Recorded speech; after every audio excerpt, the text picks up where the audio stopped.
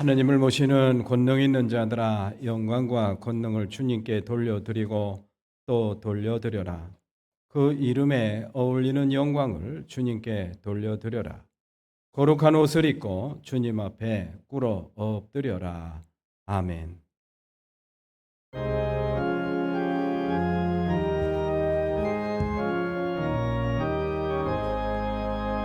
참 놀랍도다 주 크신 이름 온 세상 중에 다 전파하라. 주 예수 이 세상 다스리시니 그 높으신 이름 참 영화롭다. 주 능력으로 늘 보하고 주 우리 곁에 함께 계시네. 그 보좌 앞에서 금물이 모여 구속하신 주를 찬양하리라. 저 보좌 위에 앉으신 주께 큰 소리 높여 영광 돌리세.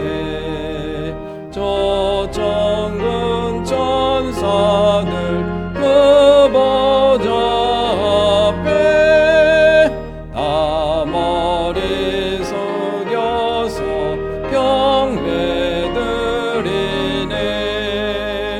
주 하나님께 다 찬양하라. 영광과 권능 지혜와 존귀 저 천사와 함께 주께 돌리고 그 영원한 사랑 다 감사하세.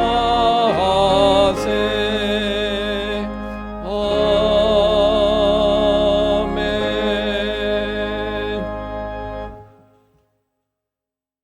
내 영혼이 주님의 궁전 뜰을 사모하며 만군의 주 나의 왕 나의 하느님, 주님께서 주시는 힘을 얻어서 그들은 눈물 골짜기를 지날 때에도 그들은 힘을 얻고 더 얻으며 올라가서 주님의 집에서 사는 하루가 아멘. 전능하사 천지를 만드신 하나님 아버지를 내가 믿사오며 그 외아들 우리 주 예수 그리스도를 믿사오니 이는 성령으로 잉태하사 동정녀 마리아에게 나시고 본디오 빌라도에게 고난을 받으사 십자가에 못 박혀 죽으시고 장사한 지 사흘 만에 죽은 자 가운데서 다시 살아나시며 하늘에 오르사 전능하신 하나님 우편에 앉아 계시다가 저리로서 산 자와 죽은 자를 심판하러 오시리라. 믿사오며 거룩한 공예와 성도가 서로 교통하는 것과 죄를 사하여 주시는 것과 몸이 다시 사는 것과 영원히 사는 것을 믿사옵나이다. 아멘. 성부 성자와 성령 영원히 영광 받으옵소서.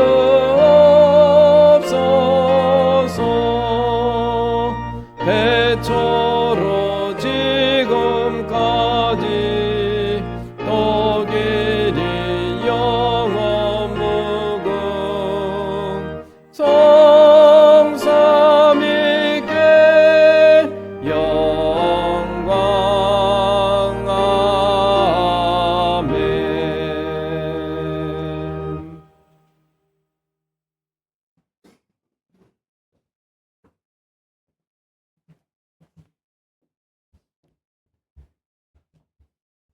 내 갈 길을 주님께 맡기고 주님만 의지하여라. 주님께서 이루어 주실 것이다. 거룩하시고 자비로우신 하느님 아버지, 이 아침 주님의 은혜를 사모하는 마음으로 주님의 전을 찾게 하시고 주님 앞에 머리 숙여 기도할 수 있도록 인도해 주심을 감사드립니다. 이 예배가 주님의 기쁨이 되게 하시고 우리들의 마음이 주님을 향해 활짝 열리게 하옵소서. 일상의 바쁨 속에서 주님의 말씀을 놓치며 살아온 저희들의 연약함을 고백합니다. 기도에 게으르고 감사보다는 불평이 익숙했으며 주님을 신뢰하기보다 내 생각과 힘을 의지하며 살아왔음을 고백하오니 아버지 용서하여 주옵소서. 오직 주님만 바라보게 하시고 말씀 앞에 온전히 순종하는 자녀들이 되게 하옵소서. 여름의 무더위 속에서도 우리들의 신앙이 식지 않도록 은혜를 더하여 주옵소서. 지치기 쉬운 때이지만 오히려 영적으로 더욱 깨어있게 하시고 하느님 나라를 향한 사명과 소명을 기억하게 하셔서 날마다 충성된 주님의 일꾼으로 살아가게 하옵소서. 이 나라와 민족을 주님의 손에 올려드립니다. 정치적 혼란과 갈등 속에서도 공의와 정의가 바로 서는 나라가 되게 하시고 지도자들에게는 지혜와 분별력을 주셔서 국민을 위한 바른 판단을 하게 하시며 모든 국민이 하나님을 경외하며 서로를 존중하고 사랑하는 복된 나라가 되게 하옵소서. 이 땅의 모든 교회들이 말씀과 성령 위에 굳건히 세워지게 하시고 세상의 유혹과 흐름에 휩쓸리지 않고 오직 하느님의 진리를 붙들며 나아가게 하옵소서. 우리 교회가 그 중심에서 사명을 감당하게 하시고 지역사회와 이웃을 위한 등불이 되게 하시며 사랑과 나눔, 기도와 헌신이 끊이지 않는 살아있는 공동체가 되게 하옵소서. 여름 성경학교가 진행 중에 있습니다. 하느님 나라의 다음 세대들이 이 시간을 통하여 살아계신 주님을 만나는 은혜를 경험하게 하시고 주님의 말씀 위에 견고히 세워지게 하옵소서. 안전하고 은혜로운 일정이 되게 하시며 수고하는 교육자와 교사들에게는 힘과 지혜를 더하여 주옵소서. 담임 목사님을 위하여 기도합니다. 선포되는 말씀이 살아 움직여 우리 굳어진 마음을 깨우고 지친 영혼을 새롭게 하는 능력의 말씀이 되게 하옵소서. 목사님의 사역 위에 성령의 기름 부으심이 충만하게 하시고 그 가정에도 주님의 평강과 축복이 늘 함께하게 하옵소서. 오늘도 주님의 몸된 교회를 위해 봉사하고 섬기는 많은 손길들을 축복하여 주옵소서. 예배를 준비하고 찬양하고 보이지 않는 곳에서 수고하는 손길들의 헌신을 기억하며 하여 주시며 하늘의 위로와 그 수고의 열매가 삶 속에서도 풍성하게 나타나게 하옵소서. 이제 새롭게 시작되는 한 주간도 오직 주님의 뜻대로 살아가기를 소망합니다. 우리의 발걸음을 주님의 진리로 인도하시고 삶의 모든 순간이 주님께 영광 돌리는 고백이 되게 하옵소서. 늘 감사하는 마음으로 겸손한 자세로 성령의 인도하심을 따라 살아가는 믿음의 자녀로 세워주시옵소서.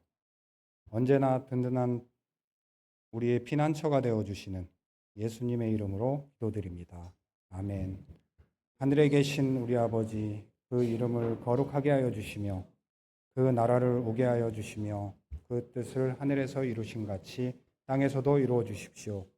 오늘 우리에게 필요한 양식을 내려주시고 우리가 우리에게 죄 지은 사람을 용서하여 준 것 같이 우리의 죄를 용서하여 주시고 우리를 시험에 들지 않게 하시고 악에서 구하여 주십시오.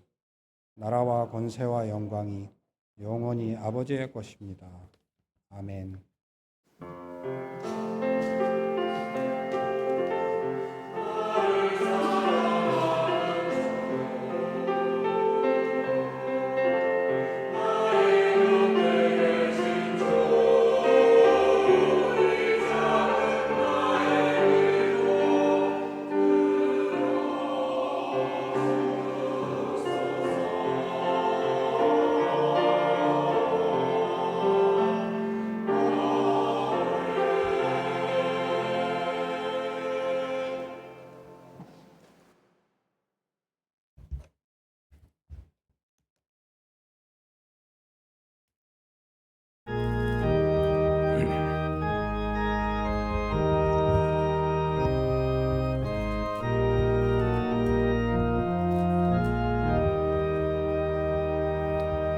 주 예수여 은혜를 내려주사 고충 많게 하옵소서. 이주리고 목마른 나의 맘에 주 성령을 부소서. 주 예수여 충만한 은혜 내 영혼에 부소서.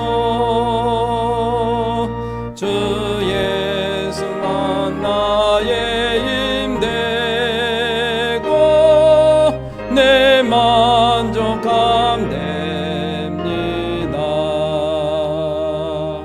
주 예수여 죄에서 풀어주사 날 정결케 하옵소서.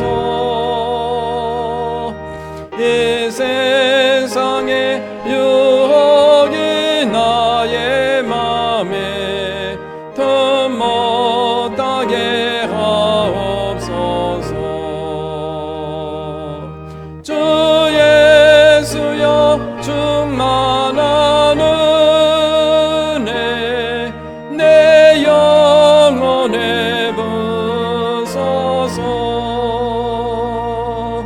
주 예수만 나의 힘되고 내 만족함 됩니다. 옛 야곱이 천사와 씨름하던 그 믿음을 주옵소서.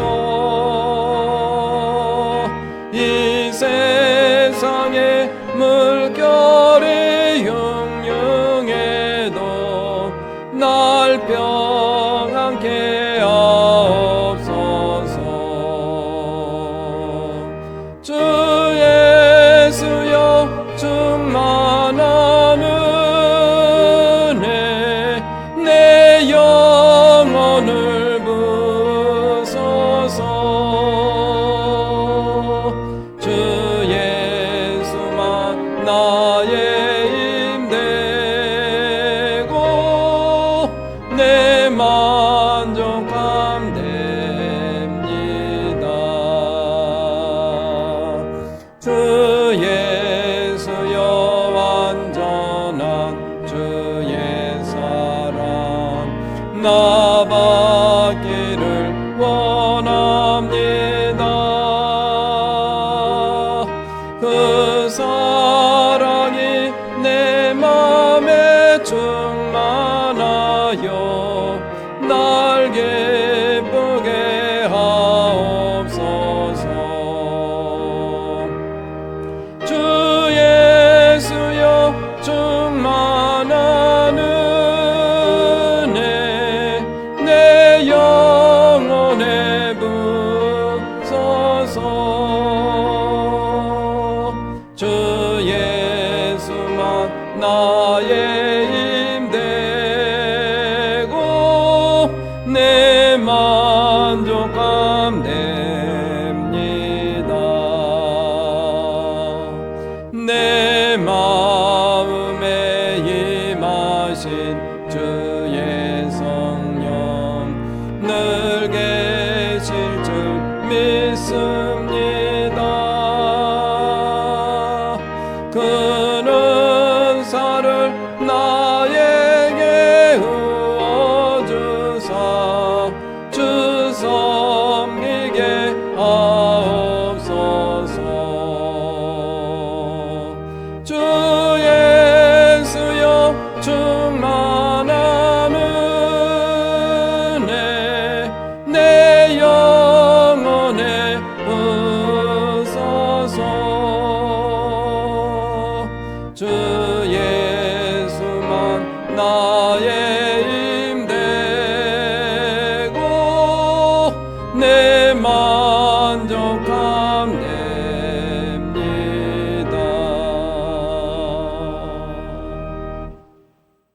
모두 일어나셔서 요한복음 16장 22절부터 33절 말씀 나누어 봉독하도록 하겠습니다. 22절 말씀을 제가 먼저 봉독합니다. 이와 같이 지금 너희가 근심에 쌓여 있지만 내가 다시 너희를 볼 때에는 너희의 마음이 기쁠 것이며 그 기쁨을 너희에게서 빼앗을 사람이 없을 것이다.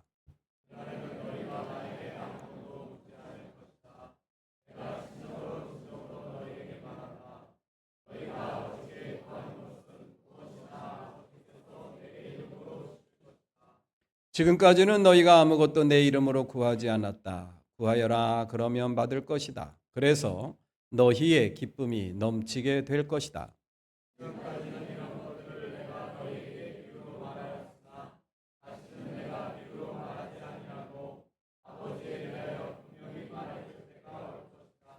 그날에는 너희가 내 이름으로 아버지께 구할 것이다. 내가 너희를 위하여 아버지께 구하겠다는 말이 아니다.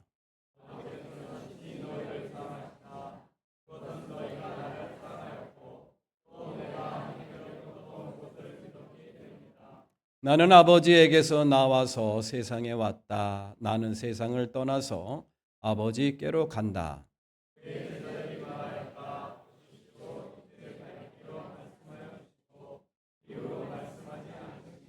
이제야 우리는 선생님께서 모든 것을 알고 계시다는 것과 누가 선생님께 물어볼 필요가 없을 정도로 환히 알려주신다는 것을 알았습니다. 이것으로 우리는 선생님이 하나님께로부터 오신 것을 믿습니다. 보아라, 너희가 나를 혼자 버려두고 제각기 자기 집으로 흩어져 갈 때가 올 것이다. 그때가 벌써 왔다. 그런데 아버지께서 나와 함께 계시니 나는 혼자 있는 것이 아니다.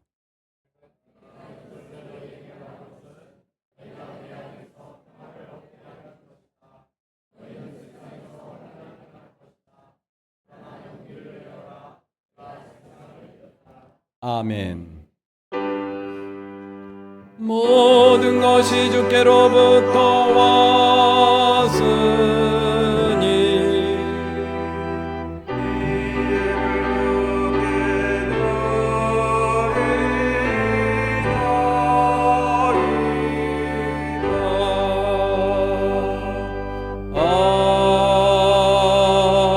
아멘.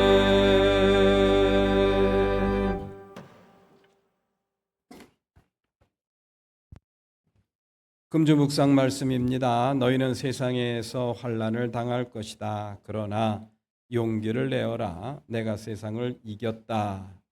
요한복음 16장 33절 말씀.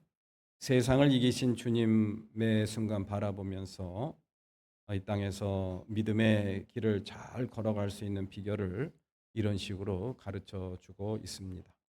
오늘 오후 예배는 연합속회로 드립니다. 23석, 24석 준비해 주시기를 바라고요. 그리고 설교는 공도제일교회를 담임하는 권성은 목사께서 오셔서 해 주시겠습니다. 다음 주일 오후 예배는 기관별 교제 시간으로 대신합니다. 우리 남녀 선교회 청장년 청년부에 함께 모여서 좋은 소통의 시간 가졌으면 좋겠습니다. 우리 회장님, 임원님들 특별히 신경 쓰셔서 모임을 잘 만들어 주시기를 바랍니다. 신앙 공동체를 위한 나눔과 헌신으로 오늘 제2 남선교회 중식 봉사해 주십니다. 교회학교 유치아동부 성경학교가 오늘부터 시작이 되었습니다. 12일 주일, 19일 주일, 25, 26 1박 2일로 교회 안에서 여름 성경학교를 진행하게 됩니다. 우리 교회의 미래의 일꾼들, 또 미래의 우리 교회를 잘 이끌어갈 우리 후손들이 믿음 생활 또 좋은 성경 말씀 배우면서 믿음을 키울 수 있는 그런 기회가 되기를 바랍니다. 국내 성지순례 용인에 있는 한국기독교 순교자 기념관 안내 드립니다. 이번 주 토요일 7월 18일 오전 9시 출발합니다. 거기서 관람 마치시고 식사하시고 아마도 오후 3시경에 돌아오지 않을까 싶습니다. 한번 다녀온 적은 있는데요. 또 뭐 또 새로운 또 업그레이드된 내용도 있을 것 같기도 하고요. 또 못 가보신 분들 한번 가보시면은 또 많은 그런 은혜로운 그런 경험을 할 수 있지 않을까 싶습니다. 많은 참여 바라고요. 참석하실 교우께서는 게시판에 이름을 적어 주시면 되겠습니다. 찾아가는 초복 행사 안내해 드립니다. 광교 종합사회복지관에서 하는 행사인데요. 저희 교회에서는 장소만 이렇게 빌려주는 그런 행사입니다. 이 자리에서는 문화 행사, 이렇게 음악회, 작은 음악회가 준비되어 있고요. 또 식당에서는 또 초복 음식을 또 마련할 예정입니다. 우리 교우께서도 시간 되시면 오셔서 함께 해주시면 고맙겠습니다. 홍천 찰옥수수 판매 안내입니다. 가격은 한 망 20자루가 든 한 망이 2만 원이라고 합니다. 예, 친환경 또 농산물이라고 하니까 여러분들 안심하고 맛있게 드셔도 될 것 같습니다. 7월 18일 날 우리 교회에 올 배달될 예정입니다. 필요하신 분들은 안혜숙 권사에게 문의해 주시고 또 게시판에 이름을 써 주시면 되겠습니다. 예, 우리 김양순 권사님 큰따님하고 사이가 오셨는데 제가 미처 이름을 아직 제가 전해받지 못했습니다. 우리 큰따님하고 우리 사위분 잠깐 일어서셔 우리 박수로 환영하겠습니다. 예.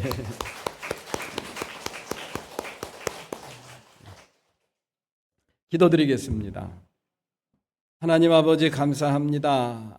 무더운 여름 날씨 가운데서도 저희들 은혜 가운데 지켜주시고 오늘도 이렇게 거룩한 주님의 날 주님 전에 불러주시어 예배드리게 해주시니 감사를 드립니다.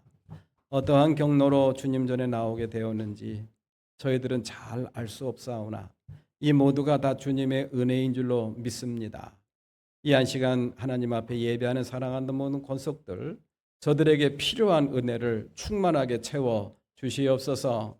하나님을 바라볼 수 있는 눈이 활짝 열리게 저희들의 눈을 열어주시고 이 한 시간 주시는 말씀을 통해서 예배 순서마다 우리에게 주시는 은혜가 우리의 삶 속에 귀한 양약이 될 수 있도록 헌신과 결심을 다짐할 수 있는 그런 마음을 저희들 허락해 주시옵소서. 이 한 시간도 하나님 앞에 준비한 예물을 드린 귀한 손길들도 있습니다. 하나님 기억해 주시옵소서. 어여삐 여겨 주시옵소서. 이 예물이 하나님의 나라와 영광을 위해서 소중하게 사용될 수 있도록 성별해 주시고 축복해 주시기를 원합니다. 이 예물을 드린 손길마다 하나님 기억해 주시고 저들 삶 속에 더욱더 큰 기쁨과 감사의 제목이 차고 넘치게 채워주시기를 원합니다. 또한 물질로 인하여 시험당하거나 어려움 당하지 아니하도록 저들의 살림살이와 저들의 기업과 직장과 사업을 지켜주시기를 소망합니다. 또 여름 성경학기가 시작되었습니다. 은혜 가운데 이 모든 것이 진행될 수 있도록 하나님 돌보시고 인도해 주시옵소서. 마치는 시간까지 우리 주님께서 함께 해주시고 홀로 영광 받아 주시기를 바랍니다. 예수님의 이름으로 기도드립니다. 아멘.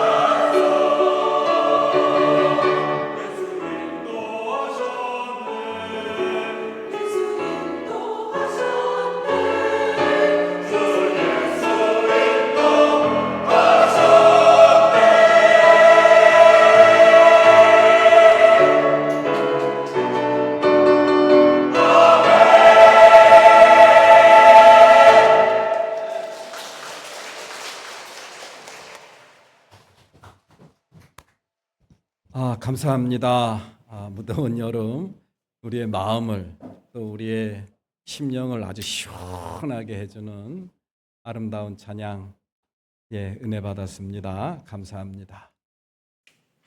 오늘도 이렇게 주님을 마주하며 예배하는 우리 교우 여러분들 주님의 이름으로 환영하고 또 축복합니다.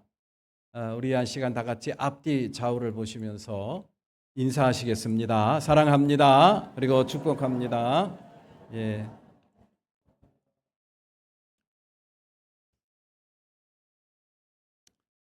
요한복음 1장 말씀부터 어느덧 16장까지 오게 되었는데요. 14장부터 16장까지 말씀을 가만히 보면은 예수님이 나는 아버지께로 간다. 이 세상을 떠나서 아버지께로 간다라는 그러한 말씀을 지속적으로 반복해서 하시는 것을 보고 이 제자들이 마음에 근심하고 또 걱정하고 그리고 두려워하는 그러한 모습을 그러한 반응을 보였던 것을 우리는 알고 있죠. 거기에 대하여 우리 예수님께서 걱정하지 말아라. 두려워하지 말아라. 내가 가는 것이 너희들에게는 오히려 더 유익하다라는 그런 말씀을 하시면서 여러 가지 내용의 그러한 말씀을 가르쳐 주는 것을 우리가 볼 수가 있습니다. 그 내용들이 여러 가지입니다만은 그런 내용들을 한마디로 이렇게 요약을 하게 되면은 이렇게 저는 요약을 할 수 있을 것 같아요. 내가 너희들을 떠난다고 해서 지금과 달라질 것이 있다 없다? 없다. 똑같다라는 그런 이야기야. 아니, 오히려 내가 떠나면은 너희들이 내가 했던 일보다 더 큰 일을 할 수 있다 없다? 할 수 있다라는 그런 말씀을 해 주셨어요. 그러니까 걱정하지 말라는 그런 이야기예요. 그리고 너희들이 내가 떠남으로 인해서 근심하고 걱정하고 두려워하는데 그럴 필요 없다. 내가 떠나면은 내가 너희들에게 평화를 주겠다. 무엇을 주겠다고요? 평화를 주겠다. 근데 그 평화는 어떤 평화입니까? 이 세상에 그 누구도 빼앗을 수 없는 그러한 평화를 주겠다. 그러니 걱정하지 말라. 두려워하지 말라라는 그러한 말씀을 해 주셨습니다. 그런데 문제는 이 제자들이 그러한 사실을 믿었습니까? 안 믿었습니까? 겉으로는 아마 고개를 끄덕거렸을 것 같아요. 선생님이 그렇게 말씀하니까 그러겠지. 그러면서 끄덕였는데 마음속으로는 아마도 상당히 이 근심 걱정 두려움이 해결되지 않은 것으로 보아서 제자들은 예수님의 그 약속의 말씀을 진짜 믿지는 아니했구나라는 것을 우리는 알 수가 있죠. 예수님께서 그 사실을 알았을까요? 몰랐을까요? 아셨습니다. 그래서 예수님께서 더 확실한 약속을 하나 또 주십니다. 그것이 바로 뭡니까? 보혜사 성령을 주시겠다라는 그런 약속이에요. 보혜사 성령을 주시겠다는 그 이유는 뭘까요? 왜 보혜사 성령을 주시겠다는 거예요? 예수님이 떠나시면은 너희들에게 더 유익하다. 그리고 내가 떠나면은 내가 너희들에게 세상이 빼앗지 못하는 그 놀라운 평화를 주겠다. 그리고 내가 떠나면은 내가 했던 일보다 너희들은 더 큰 일을 할 수 있을 것이다. 근데 제자들이 안 믿어요. 안 믿으니까 예수님께서 거기에 대한 처방을 내리시는데 보혜사 성령을 너희에게 보낼 것이다. 너희들을 고아처럼 내버려 두지 않고 내가 보혜사 성령을 보낼 것이다. 라는 그런 약속의 말씀을 해 주십니다. 보혜사 성령이 오셔서 제자들을 위해서 할 수 있는 일, 또 했던 일을 할 일을 갖다가 성경 말씀에서는 이렇게 저희들한테 전해주고 있죠. 지난 시간에 했던 말씀입니다. 요한복음 16장 8절 말씀 다 같이 시작. 그가 오시면 죄와 의와 심판에 대하여 세상의 잘못을 깨우치실 것이다. 요한복음 16장 8절 말씀. 또 16장 12절 말씀을 다 같이 봅니다. 시작. 그분 곧 진리의 영이 오시면 그가 너희를 모든 진리 가운데로 인도하실 것이다. 요한복음 16장 12절 말씀. 예수님께서 제자들에게 주신 진리의 말씀, 그리고 제자들에게 주신 약속의 말씀, 그 약속의 말씀을 너희들이 드디어 믿게 될 것이다 라는 그런 이야기. 예수님께서 가르쳐 주신 그러한 교훈과 또 진리의 말씀, 그리고 예수님께서 제자들에게 주신 약속의 말씀을 성령이 오시면 어떻게 된다고요? 믿게 될 것이다 라는 그런 이야기. 우리 사랑하는 교우 여러분들, 정말 그 예수님의 예언은 그대로 이루어졌죠. 예수님의 제자들, 예수님이 십자가에서 고난받으시고 그리고 십자가에서 피 흘려 죽으실 때 제자들이 다 어떻게 됐습니까? 다 흩어졌습니다. 선생님이 고난당하면은 선생님 곁에 머물러 있어야죠. 그리고 선생님을 구해내든지 선생님을 위해서 기도하든지 뭔가를 해야 될 거 아닙니까? 그런데 이 제자들은 다 흩어졌어요. 다 흩어졌습니다. 다시 말해서 결론적으로 말하면은 예수님이 했던 약속의 말씀을 진심으로 믿지 않았던 것이 거기에 드러났던 것이 아닌가, 그렇게 우리가 볼 수가 있죠. 겉으로는 믿는다고 했지만 예수님이 고난당하고 십자가에서 죽으실 때 다 흩어져 도망간 그런 모습을 보면은 제자들은 믿음이 없었구나라는 것을 우리는 알 수가 있죠. 그러다가 그 흩어졌던 제자들이 다시 모여든 때가 언제입니까? 부활이죠. 예수님이 다시 살아났다라는 이야기를 듣고 그것을 눈으로 직접 확인했던 이 베드로와 같은 제자들의 이야기를 듣고 제자들이 정말? 이러면서 다시 모여들기 시작을 했습니다. 모여들기 시작을 해서 한 곳에 모였는데, 그리고 주님께서 약속하신 성령을 위해서 기도하라는 그런 말씀에 따라서 기도하기 시작을 했죠. 그때까지만 해도 제자들은 그 마음속에 두려움과 근심이 해결되지를 않았어요. 그래서 했던 일이 뭡니까? 문을 꼭꼭 걸어 잠그고 기도했습니다.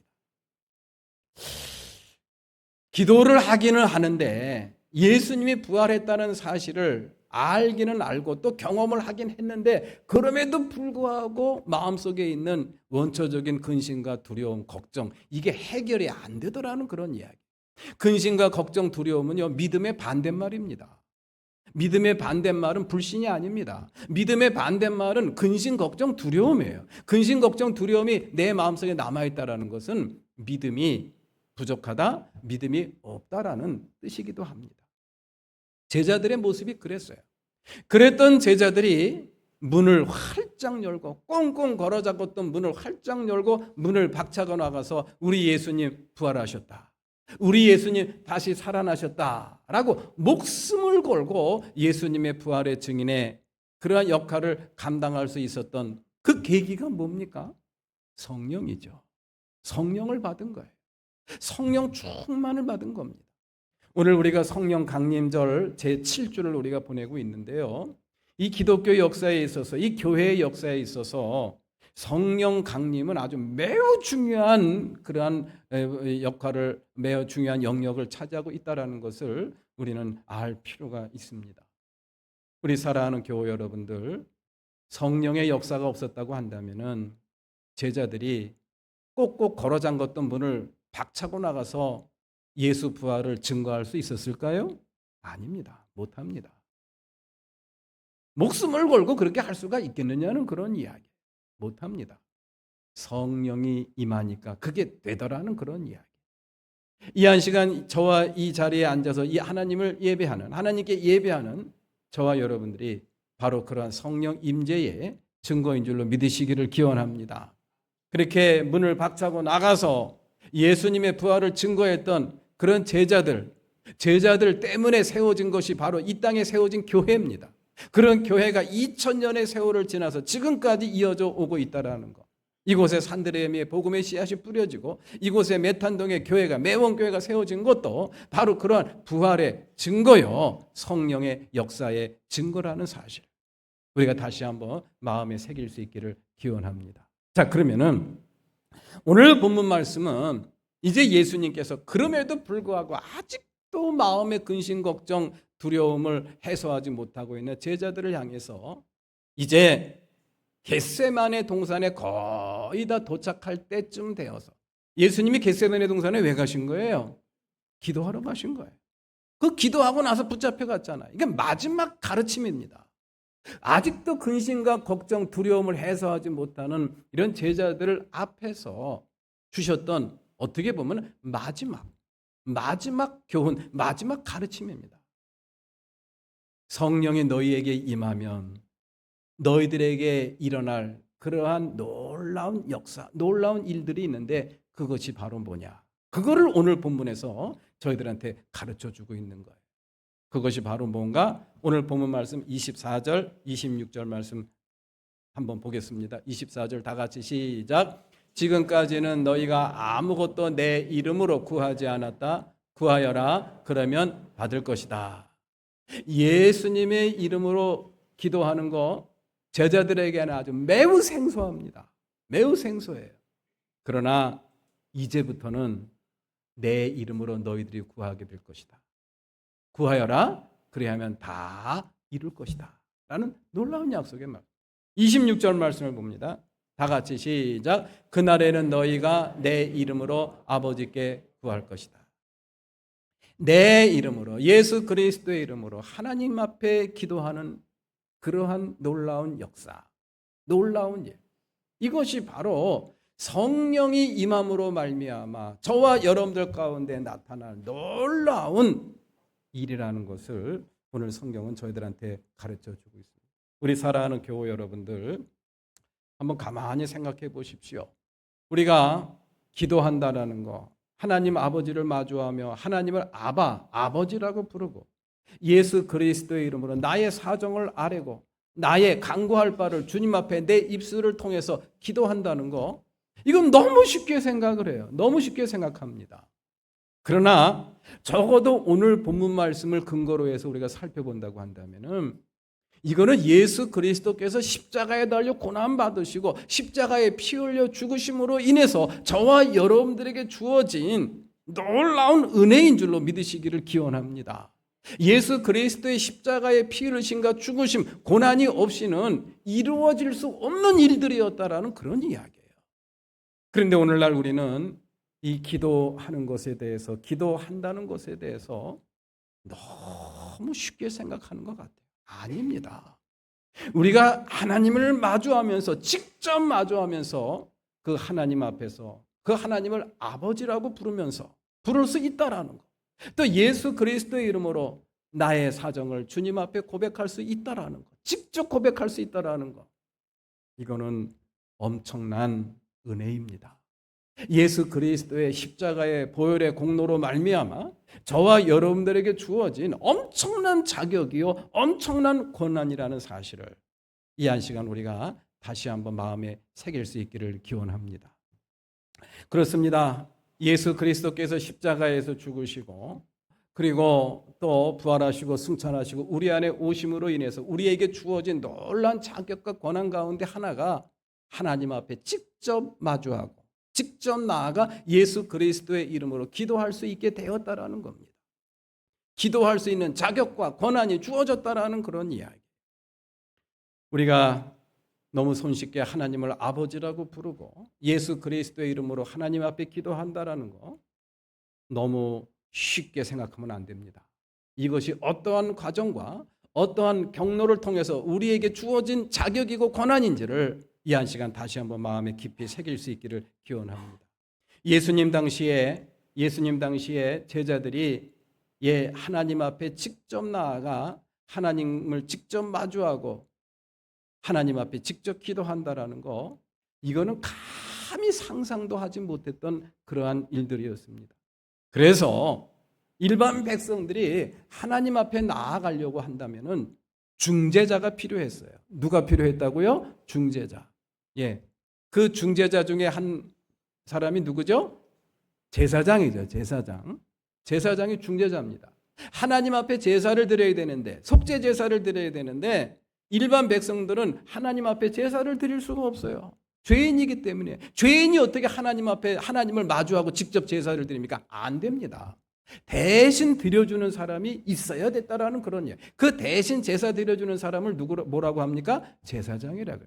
하나님의 말씀을 듣고 싶은데 하나님의 말씀을 직접 들을 수가 없어요. 그 하나님의 말씀을 전해주는 중재자가 있었는데 그 중재자가 누굽니까? 예언자 또는 선지자라고도 이야기를 하죠. 그리고 하나님의 심부름꾼 중재자 역할을 하는 존재가 있었죠. 바로 누굽니까? 천사가 있습니다. 요즘에 천사 있어요, 없어요? 예, 천사 이야기는 등장하지 않습니다. 이렇게 예수님 이전의 시대에는요, 백성들이 하나님 앞에 나아가려면 이런 중재자가 필요했어요. 선지자 또는 예언자, 그리고 제사장, 천사라는 중재자가 꼭 필요했습니다. 우리가 하나님을 직접 마주한다는 것은 상상도 못할 일이에요.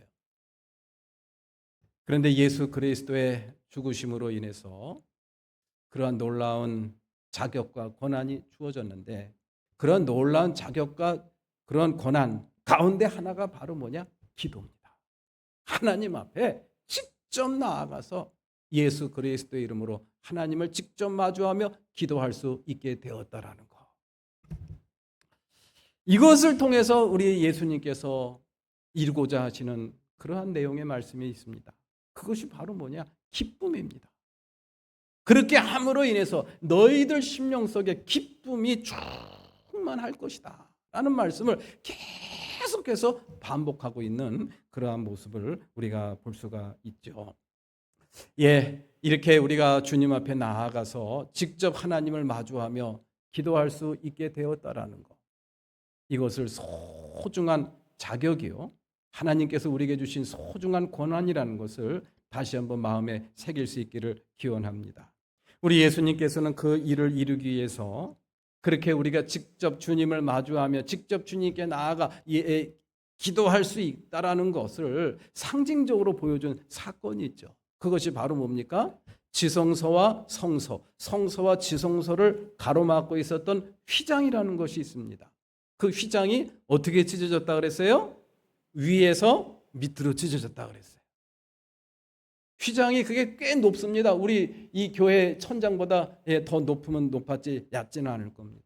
그런데 그 휘장이 밑에서 위로 찢어졌다는 것은 무엇을 의미하는 것입니까? 사람이 한 일이 아니라는 그런 이야기. 사람이 했으면 밑에서 찢어가지고 위로 이렇게 찢어가야 될 거 아닙니까?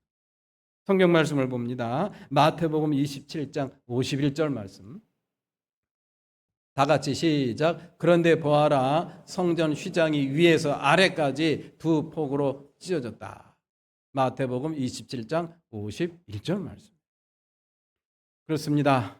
예수 그리스도의 십자가의 고난과 죽음으로 인해서 하나님과 우리 사이를 가로막았던 그 모든 죄의 담벼락을 다 없애주셨어요.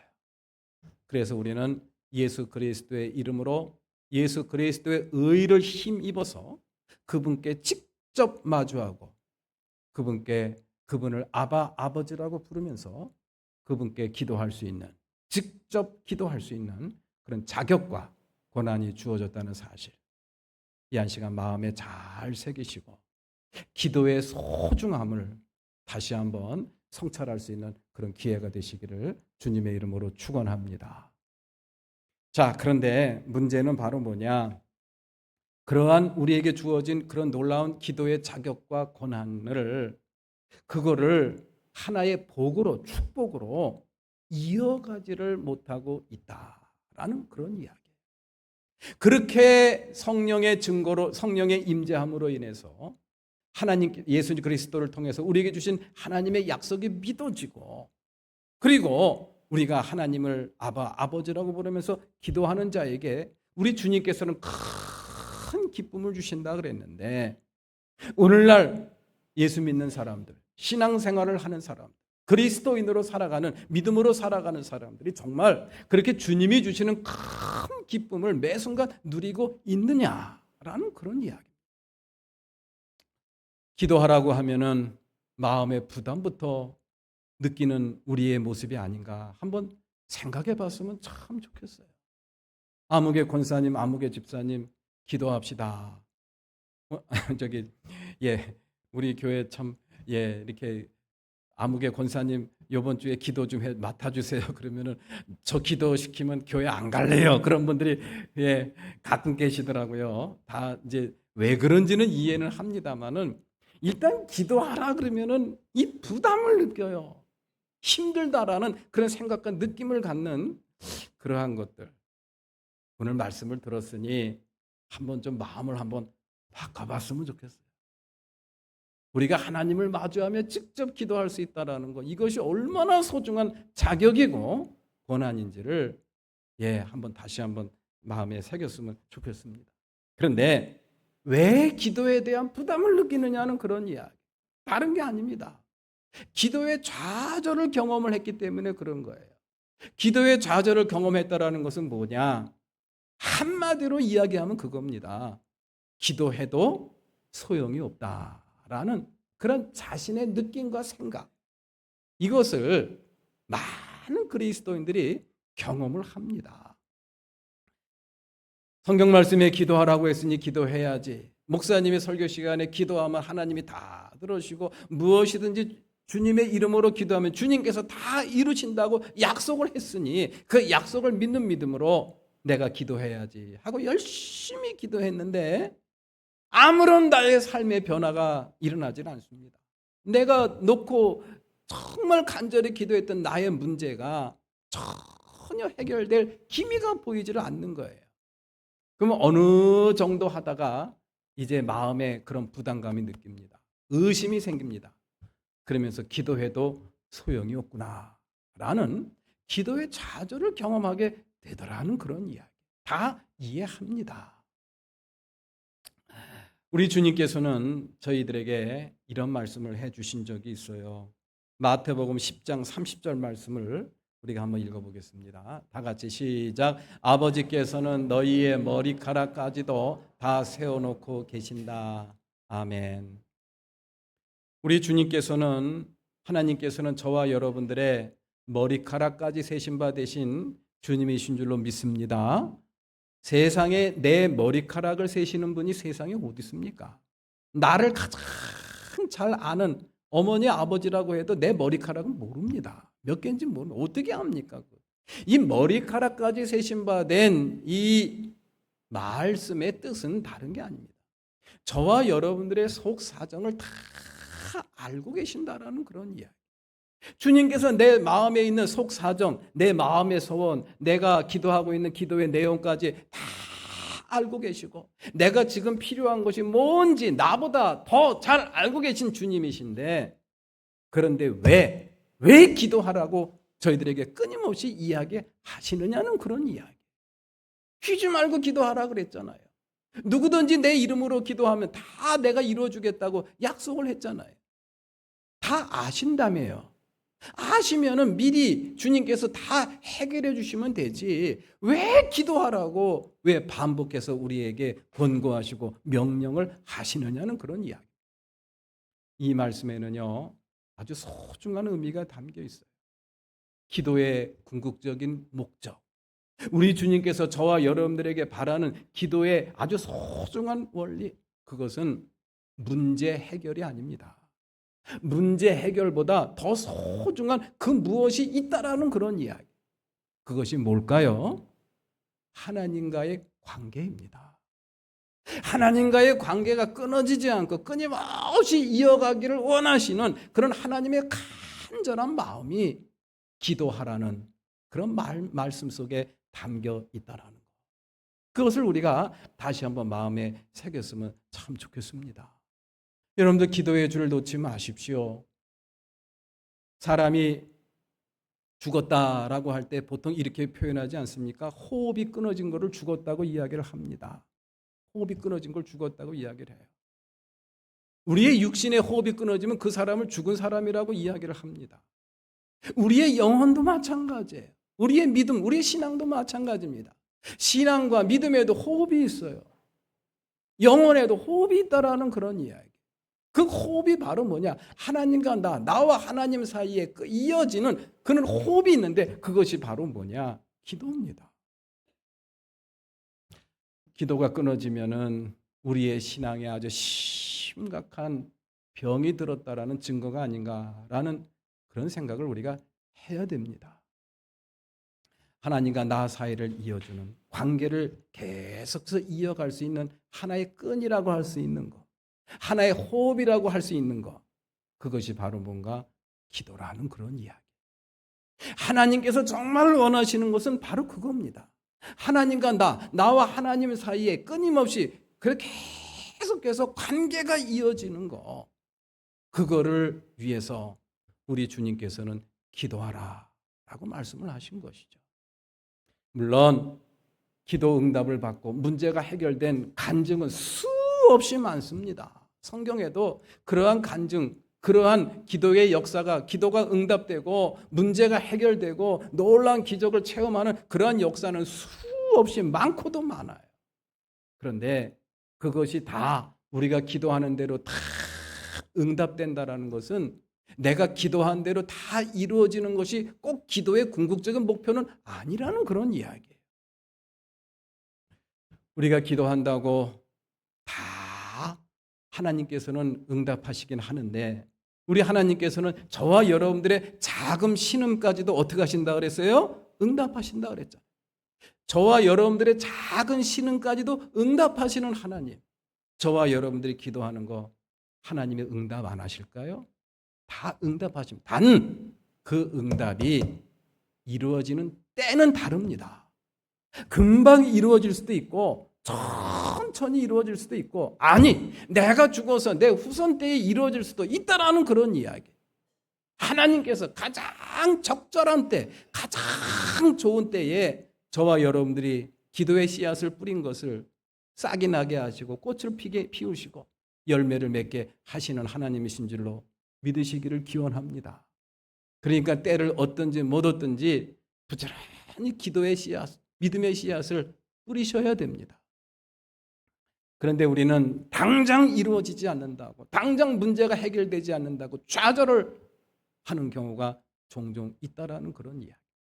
성경 말씀에 보면요, 이 바울이 몸의 가시 때문에 하나님 앞에 정말 목숨을 걸고 기도한 적이 있습니다. 고린도전서 12장 말씀에 보면은 정말 기도했어요. 몸의 가시 때문에 정말 열심히 기도했다 그랬어요. 그 몸의 가시가 성경 말씀에는 자세히 안 나와 있는데 성경 학자들 얘기로는 두 가지 병을 이야기를 합니다. 첫 번째로는 안질이래요, 안질. 그리고 두 번째로는 간질. 예, 간질과 안질. 뇌 병변이라고 하나요? 하여튼 뭐 뇌에 병이 들고 그리고 눈병이 걸린 거예요. 그것 때문에 이 사도 바울이 얼마나 고통스러웠겠습니까? 예, 안질도 안질이지만은 복음을 전할 때 그냥 뇌병변이 일어나가지고 발작을 해봐요. 그거 참 얼마나 덕스럽지 못합니까? 그것 때문에 이 사도 바울이 하나님 앞에 얼마나 기도를 했습니까? 병자를 고치고 앉은 병기를 일으켜 세우고, 예, 놀라운 그런 기적과 이사를 얼마나 많이 일으켰던 사람이 사도 바울 아닙니까? 그런데 그 사도 바울의 기도 들어주셨어요? 안 들어주셨어요? 안 들어주셨어요. 성경 말씀 한번 볼까요? 고린도전서 12장 9절 말씀. 다 같이 시작. 내 은혜가 내게 족하다. 내 능력은 약한 데서 완전하게 된다. 사도 바울이 자기 잘 먹고 잘 살려고 기도한 거 아닙니다. 하나님의 놀라운 사역을 잘 감당하게 해달라고 기도한 거예요. 그러나 내 은혜가 이미 내게 충분하다. 안 들어줬습니다. 안 고쳐줄 수도 있다라는 그런 이야기. 내 문제가 내 방식대로 해결이 안 될 수도 있다라는 그런 이야기. 그럼에도 불구하고 우리는 기도의 줄을 놓아서는 안 됩니다. 그러한 기도를 통해서 하나님께서는 우리에게 소중한 뜻을 말씀해 주시고 그 해결할 내용들을, 또 힘과 능력을 저와 여러분들에게 허락해 주실 줄로 믿습니다. 문제를 놓고 기도하면은 문제가 없어지는 것만이 응답이 아니에요. 그 문제가 더 이상 두렵지 않게 되는 거, 그것도 하나님의 응답인 줄로 믿으시기를 기원합니다. 그렇게 하나님의 응답을 받았던 이 사도 바울이 뭐라고 또 대답을 했습니까? 고린도전서 12장 10절 말씀이에요. 다 같이 12장 10절 시작. 내가 약할 그때에 오히려 내가 강하기 때문입니다. 하나님 괜찮습니다. 그냥 이 병 그대로 가지고 가겠습니다. 왜? 내가 약할 때 그때가 가장 강해진다는 사실을 내가 깨달았습니다. 복음을 전하러 갈 때 교회를 방문할 때 이 사도 바울이 얼마나 엎드려 기도했을까요? 그게 느껴져요. 가서 교인들 앞에서 막 회의를 진행하고 복음을 전해야 되는데, 설교를 해야 되는데 이 간질이 발작이 돼봐요. 그거 어떡합니까? 어떻게 스스로 합니까? 그거를 놓고 하나님 앞에 얼마나 기도했을까? 힘드니까, 내가 약하니까 하나님께 더욱더 가까이 다가서는, 그래서 강해지는 사도 바울. 그걸 사도 바울이 깨달은 거예요. 하나님, 저 안 고쳐줘도 괜찮아요. 내가 약할 때 내가 강해진다는 사실을 제가 알았습니다. 요즘에 새벽기도 시간에 지난 시간에도 말씀을 드렸습니다만 욥기 14장 말씀을 읽고 있는데요. 욥이 하나님 앞에 드리는 기도를 가만히 보면요, 기가 막혀요. 하나님 앞에 이 엘리바스와 빌닷 그리고 소발이라는 친구의 말을 듣고 승질을 내면서, 야, 너희 같은 놈들은 차라리 없는 게 낫다 이러면서 승질을 내면서 막 분노하다가, 나 너희들하고 더 이상 얘기 안 해, 하나님께 기도할 거야 그러면서 고개를 돌려서 하나님 앞에 기도하는데, 뭐라고 기도했을까요? 욥기서 14장 말씀을 보면 기가 막혀요. 어찌하여 나를 원수로 여기십니까? 그게 욥의 첫 번째 기도였습니다. 얼마나 힘들면 그랬겠습니까? 어찌하여 나를 원수처럼 여기십니까? 언제 하나님이 욥을 원수처럼 생각했어요? 지금 하나님, 나는 마른 지푸라기와 같은 존재입니다. 그런 나를 하나님 언제까지 공격하시겠습니까? 마른 지푸라기와 같은 나, 하나님 언제까지 나를 이렇게 힘들게 할 겁니까? 하나님이 언제 욥을 그렇게 힘들게 했습니까? 어릴 적부터 지금까지 한 일을 하나님께서는 샅샅이 다 뒤져가지고 그거 언제까지 들추어 내실 겁니까? 이게 욥이 친구의 말을 더 이상 듣지 않고 하나님 앞에 기도하겠다라고 한 욥의 기도입니다. 저는 이런 욥의 기도를 가만히 듣고 읽고 묵상하면서 그런 생각이 들더라고요. 이건 하나님 앞에 드리는 기도가 아니라 하나님께 대한 저주다라는 느낌이 들더라고요. 그런데요, 그 다음에 상황이 완전히 변해요. 어떻게 변하느냐? 욥기서 14장 14절 말씀 다 같이 봉독합니다. 시작. 그러므로 나는 저 좋은 때를 기다리겠습니다. 이 고난의 때가 지나가기까지 기다리겠습니다. 또 상황이 이렇게 또 확 변하네요. 그 전까지는 그렇게 승질을 내면서 저주를 퍼붓더니 기도하면서 나중에 이렇게 결론이 내려지더라고요. 하나님, 기다릴게요. 내가 지금 당하는 이 고난과 그 고난으로 인한 상처가 의미가 부여가 되는 거예요. 뭐가 부여된다고요? 의미가 부여되니까 이제 참을 수가 있는 거예요. 이게 바로 기도하는 자에게 주시는 하나님의 복인 줄로 믿으시기를 기원합니다. 여러분들 기도하세요. 마음껏 하나님 욕하고 분노하고 저주하고 싶으면 하시라는 그런 이야기. 중요한 거는 바로 뭐냐? 내가 하나님을 마주하고 기도할 수 있다는 것 그 자체가 얼마나 소중한 일인지 모릅니다.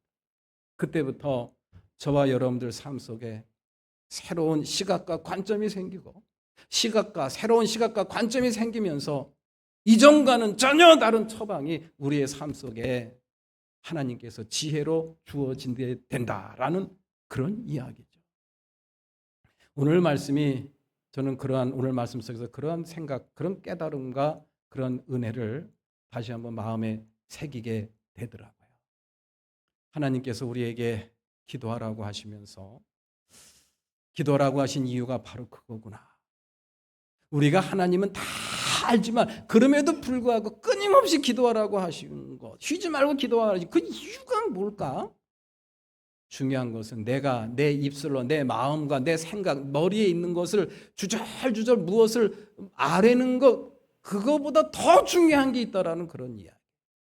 내가 하나님을 마주한다는 겁니다. 하나님을 마주 대한다라는 그 자세, 그거가 얼마나 소중한 하나님께서 우리에게 주신 은혜요 축복이라는 것을 오늘 예수님께서는 저희들한테 가르쳐 주고 있습니다. 그렇게 기도에 대한 말씀을 이제 예수님께서 마무리하면서 정말 중요한 말씀을 저희들한테 주셨어요. 그것이 바로 33절 말씀이에요. 다 같이 봉독합니다. 시작. 그러나 용기를 내어라. 내가 세상을 이겼다. 기도에 대한 말씀을 계속해서 가르쳐 주면서 마지막으로 이 말씀으로 마무리를 하세요. 무슨 뜻일까요? 여러분들 각자 마음에 잘 새기시고 묵상해 보시기를 주님의 이름으로 기원합니다. 그러나 용기를 내어라. 내가 세상을 이겼다. 그 이 말씀을 하시면서 우리에게 주신 기도에 대한 가르침, 이게 무슨 관계가 있는 것일까? 여러분들 각자 주님이 주시는 그런 지혜와 또 성찰로 이 말씀을 마음에 잘 새길 수 있기를 주님의 이름으로 기원합니다. 우리 다 같이 일어나서 찬양하시겠습니다.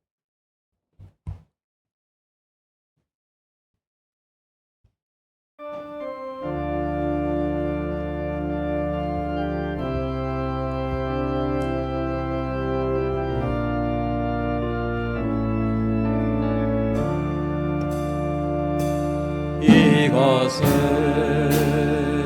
너희에게 이름을 너희로 내 안에서 평안을 영원토록 누리게 하려 함이라. 이것은 너희에게 이름을 너희로 내 안에서 사랑을 영원토록 누리게 하려 함이라. 세상에서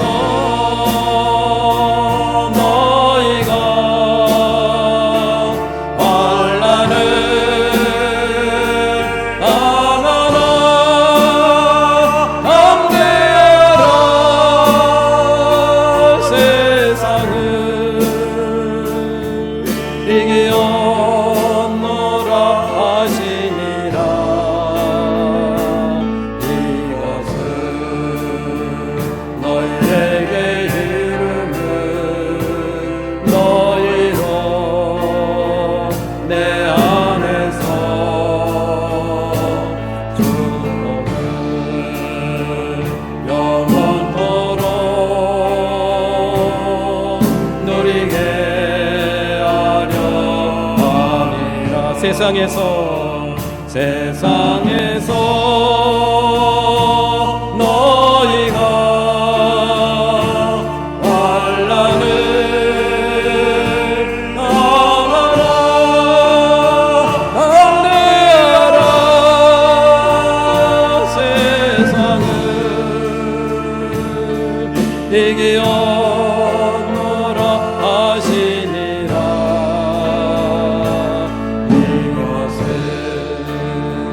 너희에게 이름을 너희로 내 안에서 주를 영원토록 누리게 하려 함이라.